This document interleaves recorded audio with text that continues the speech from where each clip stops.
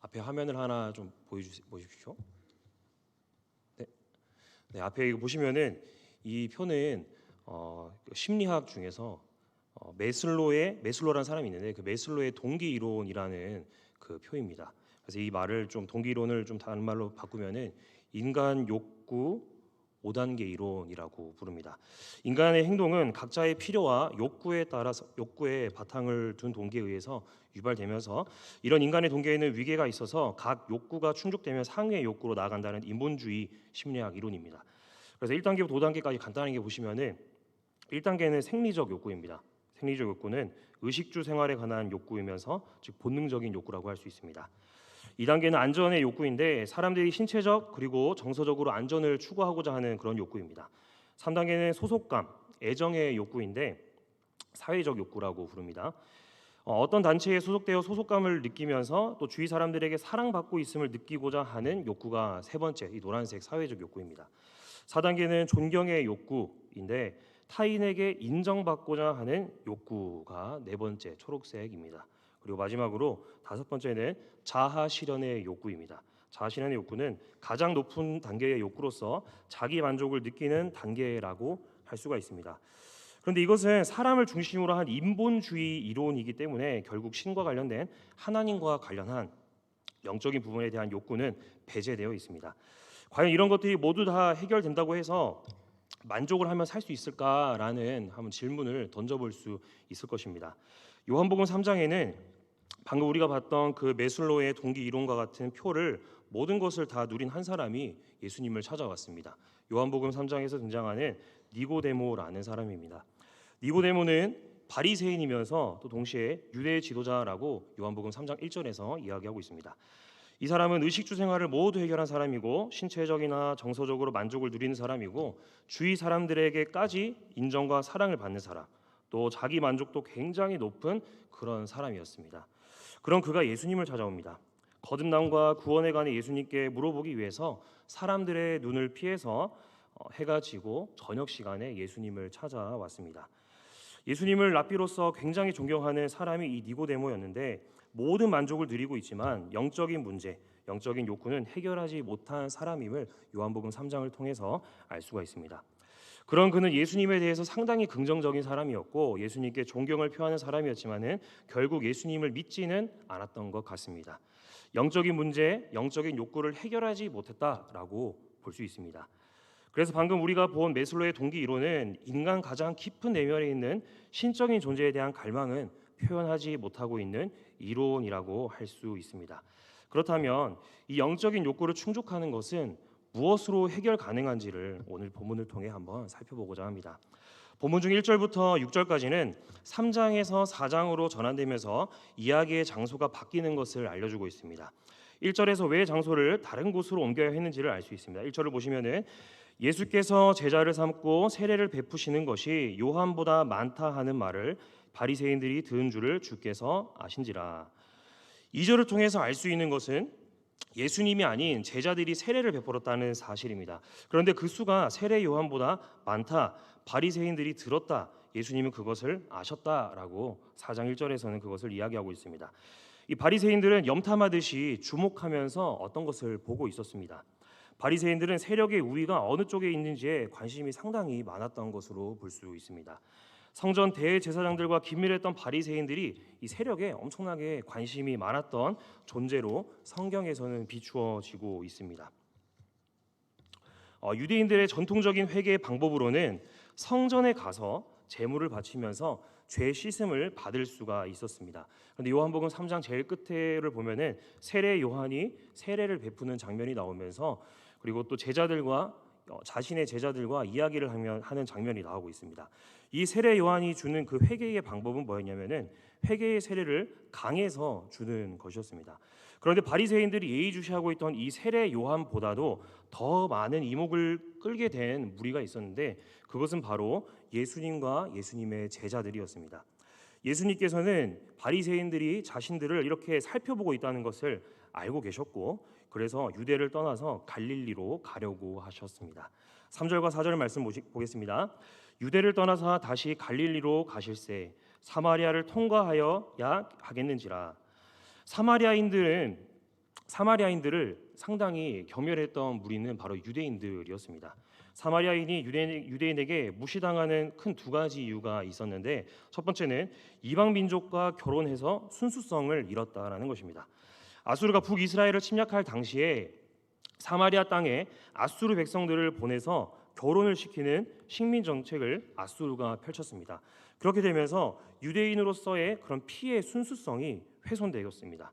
이방인들과 섞인 존재가 되어버려서 사마리아인들은 유대인들의 입장에서 상당히 불결한 사람으로 취급되었습니다. 두 번째 이유는 뭐였냐면은 사마리아 성전을 세워서 예루살렘의 정통성, 예루살렘에 있는 그 성전의 정통성을 훼손시켰다라는 것입니다. 그리심산 정상의 사마리아인들은 자신들만의 성전을 세웠습니다.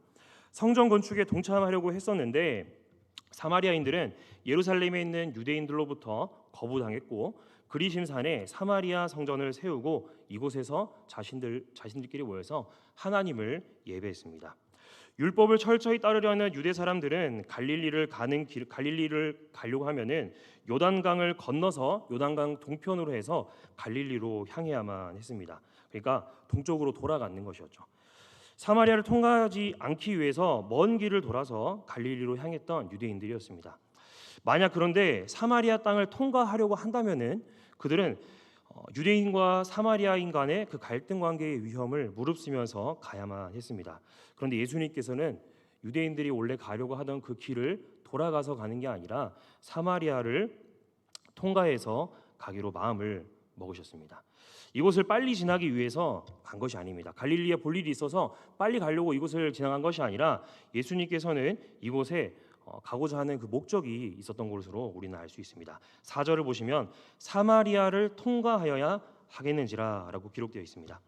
예수님이 사마리아를 마땅히 거쳐 지나가셔야 함을 나타내고 있는 말씀이 이 4절인데, 예수님이 특별한 목적을 위해서 이 길을 반드시 걸어가야 할 경로로 작정하셨음을 보여주고 있습니다. 이것을 신학적 용어로 신적 필연성이라고 부른다고 합니다. 이것을 통과하는 것이 하나님의 뜻과 예수님의 생각이 계획이 일치했다라는 것을 이 4절에서 볼 수가 있습니다. 사마리아를 통과하는 것은 지리적인 문제 때문이 아니었습니다. 사마리아도 예수님께서 보시기에 구원받을 사람들이 있는 곳으로 예수님께서는 보셨습니다. 오랫동안 사람들을 분리시키는 장벽과 그리고 또 담을 깨뜨리고 허물기 위해서 예수님께서는 사마리아로 통과하여서 그곳을 들르셔야만 했습니다. 유대인처럼 예수님께서는 회피하지 않으셨습니다. 사마리아를 회피한 채 하나님 나라는 성취될 수 없음을 사도행전에서 이야기하고 있는데, 사도행전에서 1장 8절에서 사마리아를 절대 빠뜨리지 않습니다. 사도행전 1장 8절입니다.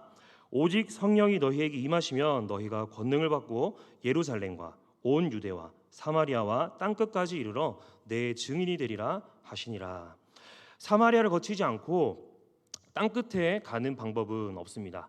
혐오와 배제가 섞인 마음을 통해서는 이 땅에 하나님께서 원하시는 그 하나님의 나라가 임할 수가 없음을 예수님께서는 잘 아셨습니다.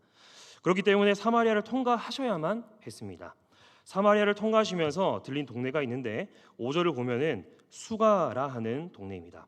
그곳은 야곱이 요셉에게 준 땅이 가깝다는 것으로 보아서 구약에서 상당히 중요한 도시 세겜 땅 주변임을 알 수 있습니다. 3장에서 제자들이 세례를 베푼 곳으로부터 걸어왔다면은 60km가 조금 넘는 거리였다라고 합니다. 그러니까 이틀 정도 지난 거리임을 알 수 있습니다. 그렇기 때문에 예수님께서는 육체적인 피로가 쌓여서 많이 피곤하셨을 것입니다. 예수님도 완전한 인간의 몸을 가지신 분이었기 때문입니다. 6절을 보시면 거기 또 야곱의 우물이 있더라. 예수께서 길 가시다가 피곤하여 우물 곁에 그대로 앉으시니 때가 6시쯤 되었더라. 예수님께서도 우리와 동일하게 피곤함을 느끼셨습니다. 예수님도 완전한 인간이셨음을 알 수 있는 대목이 바로 이 6절입니다.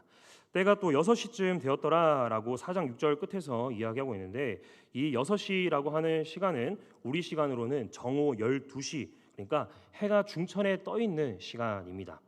정오는 가장 밝으면서 또 사람이 활동하기 힘든 시간입니다. 우리야 여름에 활동을 할 수 있지만은 이때 당시에 팔레스타인 땅에서는 활동하기 어려운 시간이어서 사람들은 물을 기르려고 한다면은 이 시간을 피해서 해가 뜨는 아침이나 해가 지려는 그런 시간을 이용했다라는 것을 우리는 알고 있습니다. 그런데 그 시간에 예수님은 가장 고통스러운 여인과 만나려고 예수님께서는 그 우물가에 계셨습니다. 가장 밝은 시간에 가장 큰 어둠과 아픔을 가진 여인을 만나시는 예수님의 모습을 여기서 볼 수 있습니다. 7절부터는 예수님이 사마리아로 가려고 했던 이유인 한 여인을 만나 대화를 시작하는 부분입니다. 우리 함께 7절부터 9절까지를 함께 읽겠습니다. 사마리아 여자 한 사람이 물을 기르러 왔음에 예수께서 물을 좀 달라 하시니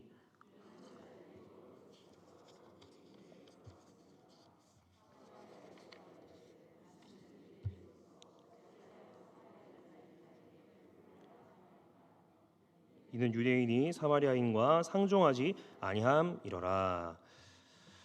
사마리아 여자에게 예수님께서 물을 달라고 하십니다. 요즘에야 우리가 누구에게나 물을 달라고 할 수 있는 시대지만은 그러나 유대 남자가 사마리아 여자와 대화를 한다는 것은 있을 수 없는 일이었습니다. 이것을 우리는 사회적 금기라고 할 수 있습니다. 9절에서 저자가 친절하게 독자들을 배려해서 9절 끝에 부연 설명을 해놨습니다. 거기서 이는 유대인이 사마리아인과 상종하지 아니함이러라라고 이렇게 부연 설명을 하고 있습니다. 상종하다라는 이 단어는 헬라어로 함께 사용하다 이런 뜻을 가지고 있습니다. 그러니까 친밀한 사이면은 서로 상종할 수 있습니다. 그러니까 친밀한 사이면은 서로가 물건을 공유하면서 사용할 수 있다라는 것이 상종하다입니다. 그런데 여기서 우리가 보이는 것은 상종하지 않는다라고 표현되어 있습니다. 그러니까 유대인과 사마리아인은 서로 나눌 것이 없는 사이임을 여기서 말하고 있습니다. 예수님의 행동은 당시의 사회적 금기를 어기는 일이었습니다. 우리나라도 이전에 이런 금기가 있었습니다. 특히 이런 금기는 차별을 위한 금지가 많았습니다. 출산을 하면은 금줄을 메어서 외부인의 출입을 막는 표시를 하기도 했고, 어른들의 그림자를 아이들이 밟으면 안 된다라는 금기도 있었습니다. 그리고 또 문지방을 밟아서도 안 된다. 남자가 대화 중일 때 여자가 가로질러 가서는 안 된다라는 지금으로 생각해서는 좀 어이없는 그런 금기들이 있었습니다. 그러니까 예수님께서 이런 금기를 사회적 통념을 어기시고 지금 행동을 하고 있는 것입니다. 스스로를 부정하게 하는 행위임을 예수님께서 알고 계셨지만 기꺼이 사마리아 여인에게 말을 건네시는 예수님입니다. 정오에 물을 기르러 나온 여자라는 것은 지극한 소외 속에 살고 있는 여인임을 알 수 있고요. 그리고 또 지금의 말로는 왕따였다라는 것을 알 수 있습니다. 그러니까 타인과의 접촉을 꺼리는 여인이었다입니다. 당황한 여인을 향해서 예수님께서 말씀을 하십니다. 10절 말씀을 함께 읽겠습니다. 예수께서 대답하여 이르시되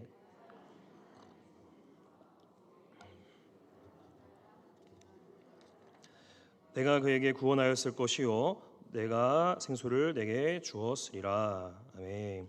여기서 여인이 알지 못하는 두 가지가 있습니다. 먼저는 하나님의 선물이 무엇인지를 모르고 있고, 그 다음에는 물을 달라 하시는 분의 정체가 무엇인지 여인은 지금 모르고 있습니다. 우리가 여기서 알 수 있는 것은 하나님의 선물은 우리가 아시다시피 성령입니다. 성령. 이 성령은 우리 안에 있는 담을 허물어뜨리는, 또 무너지게 하는 존재가 바로 성령입니다. 성령이 임하시면 막혔던 담이 무너지고 차별과 혐오의 대상도 사랑의 대상으로서 서로를 바라보게 됩니다. 내게 물을 좀 달라 하시는 이는 누구냐면은 바로 여기서 얘기하고 있는 예수님입니다. 예수님은 우리의 구원자시면서 성령을 주시는 분이 바로 예수님입니다. 생수는 고여 있는 물이 아닙니다. 생수는 흐르는 물이면서 계속해서 샘솟는 물입니다. 그러나 예수님이 주시는 생수는 우리가 생각하는 그런 진짜 물이 아니라 문자 그대로 생명의 물, 진정한 영적인 문제의 해결이 되는 성령을 주신다는 것입니다. 목마른 자에게 값없이 주시는 기쁨과 은혜의 물이 바로 여기서 말하고 있는 생수, 즉 성령입니다. 여인이 당연히 이 물을, 예수님께서 말씀하고 있는 그 물을 모를 만합니다. 그러나 조금씩 예수님에 대한 마음이, 대화를 통해서 이 여인의 마음이 조금씩 열리기 시작합니다. 그러면서 이 여인이 계속해서 대화를 이어나갑니다.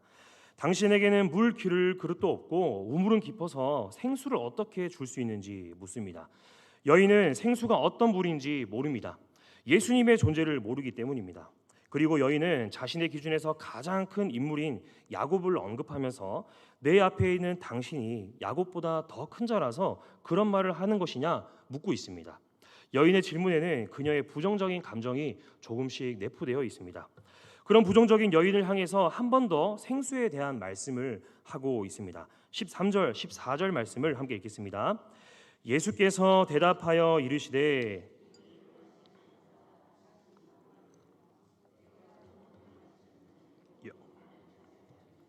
내가 주는 물은 그 속에서 영생하도록 솟아나는 샘물이 되리라. 아멘. 13절에서 말하고 있는 이 물은 우물물입니다. 마시면 언젠가 목이 다시 마르게 되는 우리가 알고 있는 그런 물입니다. 14절에서 영원히 목마르지 않는 물은 우리가 방금도 얘기했듯이 성령입니다. 성령. 예루살렘 성전에서 흘러나온 그 물이 죽었던 생명을 살렸다라는 것이 에스겔 말씀에서 기록되어 있습니다. 그것처럼 예수님이 말씀하시는 생수, 마르지 않고 샘 솟는 물이 나에게 있을 때에 우리의 영은 영혼의 갈증을 해결하게 됩니다. 안에서 찾아야 할 것을 밖에서 찾는 사람들이 현 시대에도 정말로 많습니다. 바깥에서 들어오는 것은 목마름을 일시적으로 해결할 뿐입니다. 안에서 솟아날 때만 목마름을 완전히 해결할 수 있습니다. 예수 그리스도께서 주시려는 것은 성령을 통해 공급되는 영원히 솟아나는 물, 영원히 목마르지 않는 물, 바로 성령입니다. 여자는 조금씩 마음이 열리면서 예수님께 구하기 시작합니다. 그러나 아직도 예수님의 말씀을 여전히 정확히 이해하지 못하고 있습니다. 우리 본문 말씀은 아니었지만 15절 말씀을 보겠습니다. 여자가 이르되 주여 그런 물을 내게 주사 목마르지도 않고 또 여기 물 기르러 오지도 않게 하옵소서. 여전히 무지함 속에 있지만 처음엔 물을 달라 하는 자가 누구였냐면 예수님이었습니다. 지금은 그 여인이 예수님에게 그 물을 달라고 요구하고 있습니다. 진짜 목마름의 위기에 처한 사람이 누군지 여실히 드러나는 장면입니다. 예수님도 연약함 속에 있었기 때문에 여인의 그 부족한 부분을 공감할 수 있었습니다. 진짜 인간의 몸을 입고 나타나셔서 세상에 있는 고통받는 자들을 이해하신 예수님이었기 때문에 또 공감을 잘하셨던 예수님이었습니다. 제가 한번 다큐멘터리를 유튜브를 통해서 한번 본 적이 있었는데 뇌에 관한 다큐멘터리였습니다. 모든 것을 누리고 풍족하게 살아가는 사람들과 그리고 어느 정도 적당히 가지고 있으면서 살아가는 사람들의 그 뇌를 비교했을 때 이 풍족하게 살아가는 사람들의 그 뇌가 공감하는 그런 부분에 능력이 조금 부족하다라는 것이 드러나게 되었습니다. 그러니까 지나친 풍요로움을 우리가 내려놓는 연습이 없다면은 공감의 사람이 될 수 없다는 것입니다. 공감을 잘하시는 예수님이 더욱 깊은 내면의 문제를 다루고자 하셔서 여인에게 가서 내 남편을 데리고 오라라고 말씀을 하십니다. 생수를 달라는 여인에게 전혀 다른 내용의 대화를 시작하고 있는 예수님의 모습을 우리는 볼 수 있습니다. 예수님은 여인의 가장 깊은 내면의 아픔이 더욱 드러나야 생수의 강이 터져 나올 것을 아셨습니다. 여인의 마음은 아마도 자기를 비하하는 마음과 부끄러운 마음의 상처가 가득해서 꽉 막혀 있었습니다. 물이 흐를 수가 없었습니다. 이 장면을 통해 알 수 있는 것은 자신의 아픔을 인정하지 않으면 우리 마음 가운데 있는 그 생수가 터져 나올 수 없다라는 것을 알 수 있습니다. 예수님의 말대로라면 이 여인이 그동안 살아왔던 삶이 대단히 고생스러웠을 것 같습니다. 여인은 예수님이 자신의 과거를 환기시키자 당혹스러워했습니다. 남편 다섯에 관한 것이 우리가 진실인지 혹은 은유적인 표현인지 모르지만은 그 여인 내면 안에는 상당한 결핍이 존재하였다라는 것을 의미하고 있습니다. 뭔가 채워지기를 소망했기 때문에 자신의 결핍이 그 남자들을 통하여서 충족되기를 원하며 살아갔습니다. 아우구스티누스 혹은 어거스틴이라고 부르는 신학자가 있었는데 이 사람이 정말 오랜 세월 동안 다른 우상을 섬기다가 나중에 하나님을 만나고 나서 이런 고백을 했습니다. 늦게야 당신을 만났습니다 라고 고백을 했습니다.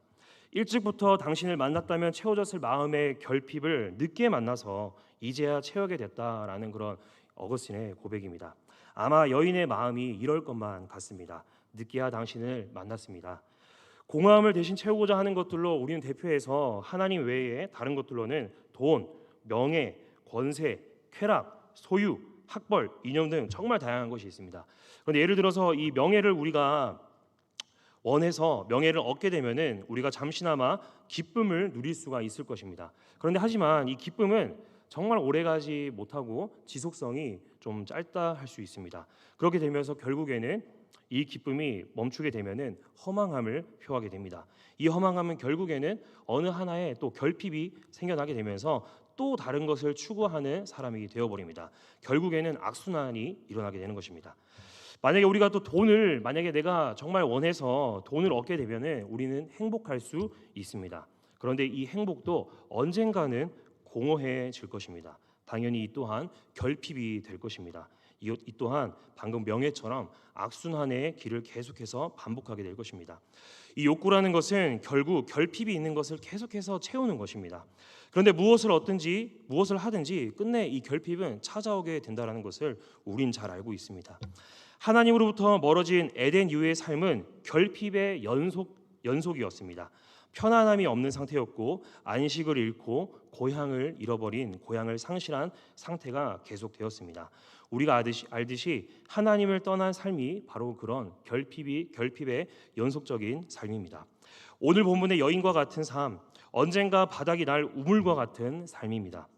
하나님과 이스라엘 백성 사이의 관계를 결혼에 비유할 때가 정말로 많습니다. 그런데 이 결혼을 비유할 때에 긍정적으로 표현하기보다는 부정적인 이야기를 할 때 많이 사용을 합니다. 가늠한 신부처럼 이스라엘 백성들을 비유하곤 합니다. 하나님을 신랑에, 백성을 신부에 비유합니다. 오늘 본문의 여인이 아마 이스라엘 백성을 대표하는 그런 신부로 우리는 생각해 볼 수 있습니다. 하나님의 백성임에도 불구하고 하나님이 아닌 다른 신랑을 찾아갔던 삶을 이 여인을 통해서 상징적으로 드러내고 있습니다. 이스라엘 백성들이 다른 나라의 우상, 다른 가치를 찾는 모습이 사마리아 여인과도 같습니다. 영원한 생명의 물을 찾지 못한 존재입니다. 여인은 바람기 많은 행실이 나쁜 여인보다는 에덴으로부터 쫓겨난 이후에 기댈 곳 없는 온 인류를 대표하는 것만 같습니다. 사람은 끝내 돈, 출세, 학벌, 명예, 권세, 이념, 그리고 쾌락과 종교, 중독 등 그 어떤 것에서도 삶의 안정을 찾지 못하는 불완전한 모습을 보입니다. 인간이 영적으로 목마른 상태가 된 것은 우리가 생수의 근원 되시는 하나님을 저버렸기 때문입니다. 사람들은 저마다 자신이 하나님이 되어서 자신의 목마름을 해소할 웅덩이를 팠습니다. 예수님이 사마리아 여인에게 물을 달라고 하신 것은 목마름을 해결하려 하심이 아니었습니다. 예수님 자신이 영원한 생수를 주시는 메시아이심을 그 여인에게 전하시기 위한 것이었습니다. 사마리아 여인은 육체의 갈증뿐만이 아니라 영혼의 갈증으로 고통당하는 자였습니다. 사마리아 여인은 예수님이 생수를 주신다는 말씀을 납득할 수 없었습니다. 그러나 예수님은 그런 그녀의 시각을 조금씩 바꿔가십니다. 예수님은 영혼의 갈증을 해결할 수 있는 유일한 길이 바로 예수님뿐임을 알게 하십니다. 예수님은 자신이 주려는 물은 육신의 목마름을 위한 물이 아니요 영혼의 목마름을 해소할 수 있는 생수임을 예수님께서 친히 밝혀나가고 있습니다. 사마리아 여인뿐만이 아니라 모든 인간에게는 해결되지 못한 영혼의 절박한 갈증이 있습니다. 이 세상의 물은 마시면 다시 목마르게 되지만 예수님이 주시는 물을 마시는 자는 영원히 목마르지 않는다라고 예수님께서 말씀하십니다. 그 물이 영생하도록 솟아나는 샘물이 될 것입니다. 이후 예수님은 누구든지 목마른 자는 와서 마시라고 하시면서 예수님을 믿는 자는 그 배에서 생수의 강이 흘러나올 것이라고 약속해 주었습니다. 예수님께 와서 물을 마신다는 것은 결국 예수님을 믿는다는 것을 의미합니다. 예수님이 말씀하신 생수, 이 생수는 우리와 함께하는 성령 하나님입니다. 그러므로 예수님이 영원히 목마르지 않은 생수를 주시겠다는 것은 복음을 믿어서 구원받은 자에게 하나님의 선물 곧 성령을 주시겠다라는 말씀입니다. 그 큰 은혜를 우리가 받고 누리며 현재 살아가고 있습니다. 우리 안에는 영원히 솟아나는 생수가 있습니다. 그 생수가 흘러넘쳐서 더 많은 사람들이 영생의 은혜를 누리게 될 줄 믿습니다. 우물에서 기로 올리는 물은 아무리 마셔도 영혼의 갈증을 해소할 수 없습니다. 마찬가지로 우리가 간절히 고대하는 세상의 물, 즉 부와 권세, 권력, 명예, 또 세상의 쾌락은 결코 우리의 영혼을 만족시키지 못합니다. 우리의 갈증을 해결해 줄 수 있는 그 해결책은 바로 생수인 성령, 생수의 근원 되신 예수 그리스도입니다. 예수님은 우리의 상태를 너무나 잘 알고 계십니다. 그러므로 예수님만을 붙잡으며 우리는 살 수 있습니다. 우리는 모두 사마리아 여인과 같이 영혼의 목마름으로 고통당하던 사람들입니다. 그런데 주님이 주시는 그 생수를 마시고 영혼의 갈증을 완전히 해결하게 된 존재들입니다. 그렇기 때문에 아직도 세상의 허무한 것들 속에서 만족을 찾아 헤매는 영혼들에게 우리가 마신 그 생수를, 그 성령을 전할 수 있는 그 생수의 한 줄기가 되는 우리 하늘샘교회 성도님들 되기를 간절히 소망합니다. 이 시간 우리 함께 일어나서 우물가의 여인처럼 찬양하면서 함께 기도의 자리로 나가겠습니다.